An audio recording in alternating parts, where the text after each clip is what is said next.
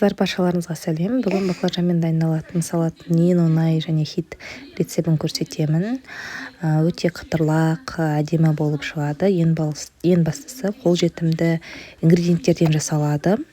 Міндетті түрде жасап көріңіздер. Ингредиенттерді астына көрсетіп кеттім. Алдыменен баклажанның сыртын ашып аламыз. Мен жалпы 2 тәрелкеге дайындайтын боламын. Сол себепті 2 баклажанды қолданамын. Баклажанның сыртын ашуымыз қажет. Жумаймыз, тұздамаймыз, ештеңе істемейміз. Тек қана жай осылайынан ашып, пышақпен немесе арнайы құралменен сыртын ашу қажет болады. Кейін оны төрпішті етіп тураймыз. Жалпы кішкене ірілеу қылып тұруға болады, ұсақ етіп тұруға болады. Жалпы оның негізі көлемі, яғни размері маңызды емес. Төрпішті, үшбұрышты етіп тұрсаңыздар да болады. Жалпы салатта қалай көргілеріңіз келеді, сөйтіп тұруларыңызға болады. Бұл жерде ешқандай жаңағы бір арнайы қағида жоқ. Осылайынан төрпішті етіп турап аласыздар. Міндетті түрде кастрөлге көбіректеу сұйық майды құйып оны қайнатып қоясыздар. Қазір осыны сұйық майға қуыратын боламыз. Алдыменен жүгері крахмалын осы баклажанымыздың үстіне қосамыз. Мөлшері шамаменен осылай жаңағы барлығы міндетті түрде жауып тұратындай болуы тиіс. Содан кейін міндетті түрде сит аласыздар. Менде кішкентай болды, негізі үлкен болғаны өте ыңғайлы болатын еді. Менде кішкентай болғасын тым ыңғайсыз болды. Осылайынан крахмалын қағып майға қуырып алатын боламыз.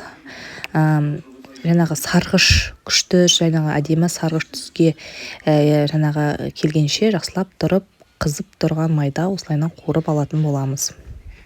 Майды мөлшері маңызды емес, бастысы, яғни осылай баклажандарымыз батып тұратындай, жаңа жақсы сондай бір көлемде болуы тиіс. Ситаменен міндетті түрде қағасыздар. Жалпы тағы айтайын, мұнда үлкен сита қолданған дұрыс, менікі ыңғайсыз болды. Және бізге брынза қажет. Міне брынзаны да осылайынан төрпішті етіп турап аласыздар. Біз осы брынзаны да қазір майға қуыратын боламыз. Алдыменен осындай міне до золотистого цвета деп айтады ғой, дәл сондай до золотистого цвета етіп қуыру қажет болады. Жалпы менде штатив болмағандықтан сәл-пәл өте қиындау болды түсіруім. Мен жалпы тез істеуге тырыстым. Шыны керек, кішкентай 2 балам бар, сол себепті де менде былай әдемі түсірудің уақыты болып жатпайды. Мен ең басты сіздерге түсінікті етіп болса екен деп барынша тырысқаным. Жаңағы брынзамызды да дайындап қоямыз. Брынзамыздың үстіне жаңағы баклажаннан қалған крахмалға жаңағы тағы да аунатып аласыздар. Қажет болса тағы да крахмал қосасыздар. Осылайынан ситаменен жақсылап тұрып қағып дайындап қоясыздар. Қазір осы крахмалға малынған брынзамызды да осы майға салып қуырып алатын боламыз. Оң жағымызда тұрған жаңағы қызыл шарашықта ол біздің қуырып жатқан баклажанымыз өте қытырлақ болып шықты. Міндетті түрде біреуін жеп, яғни қытырлақ екендігіне көз жеткізулеріңіз қажет болады. Брынзамызды да саламыз, бірақ брынзамызды салғаннан кейін міндетті түрде тез айналдырып отыру керек. Брынза өте тез сарғыш түске жаңағы сарғыш түске бірден бір 30 секундтың ішінде сарғыш түске ауыса бастайды, яғни тез қызарады. Сол себепті де осылайынан жақсылап тұрып сарғыш тіпті ағартып та ала берулеріңізге болады. Осылайынан қуырып жақсылап тұрып аласыздар.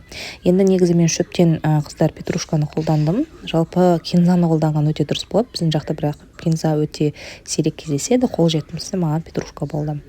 Осы петрушканы алдым. Және де мен жаңағы қызанақтың жай қарапайым түрін қолдандым. Оны да ірілеу төрпішті етіп турайсыздар.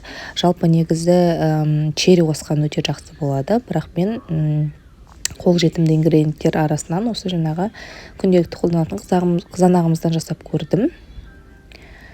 Себебі черритін алуға әркімнің кішкене жағдайы болып жатпайды. Сол себепті де ешқандай жаңағы қатты айырмашылық болған емес. Дәмінде де сондай. Ең бастысы қызанақты алғанда кішкене сырты қаттылау қызанақ, езілмей тұрған қызанақты алсаңыздар болады. Осылайынан қызанақты ірілеу жаңағы баклажаныңды қалай еттіңіздер, дәл сондай размерде тураларыңызға болады. Кейін оған баклажанымызды қосамыз, кисло-сладкий соусымызды қосамыз, және де соевый соусымызды қосамыз. Міне мен кисло-сладкий соус қосып жатырмын. Және де соевый соус қосамыз. Мен жалпы негізі көз мөлшеріменен қостым. Былай айтатын болсақ, ол шамамен 2 ас қасықтай қосасыздар да міндетті түрде дәмін көресіздер. Тұз салмаймын, себебі соевый соустың өзінде тұзы бар, сол себепті тұз салудың қажеттілігі жоқ. Дәмін көресіздер. Егер де қажет болса, тағы да соевый соус, кисло-сладкий соусты қосуға болады.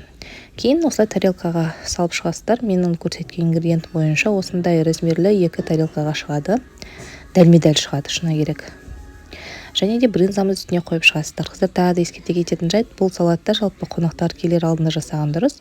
Мысалы, 1-ге шақырған болатын болсаңыздар, сағат 11-ге қарай салат жасасаңыздар болады. Свежий қалпында берген дұрыс болады. Және де үстіне осылай брынзаларды қойып шығасыздар. Міне осылай үстіне брынзаларды қойып шығасыздар. Болды, салатымыз дайын. Өте дәмді және тез желінетін салаттардың бірі. Осындай керемет болып шығады. Міндетті түрде жасап көріңіздер.